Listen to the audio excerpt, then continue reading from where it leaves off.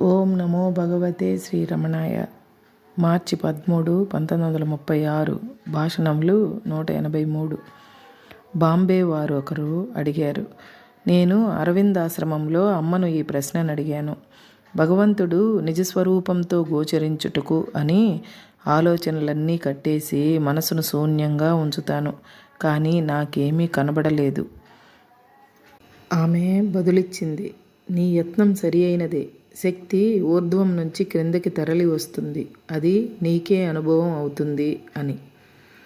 ఇటుపై నేనేం చేయవలనో దయచేసి తెలుపవలసింది. మహర్షి, నీవుగానే ఉండు. కిందకి దిగి వచ్చేది కానీ ప్రత్యక్షమయ్యేది కానీ ఏమీ లేదు. అహంకారం పోగొట్టుకోవడం ఒక్కటే నీవు చేయవలసినది. ఉన్నదేదో సదా ఉన్నదే. ఇప్పుడు కూడా నువ్వు అదే. దాని నుండి నువ్వు వేరుగా లేవు.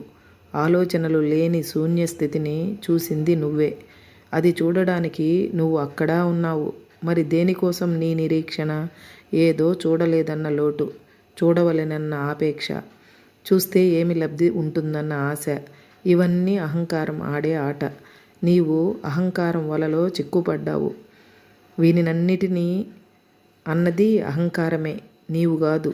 నీవుగా ఉండు. అంతకు మించి చేయవలసింది లేదు. భాషణములు 184.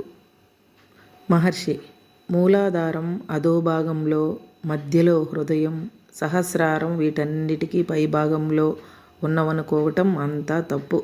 ఒక్క మాటలో చెప్పవలెనంటే ఆలోచించటం నిజంగా నీ స్వభావం కాదు.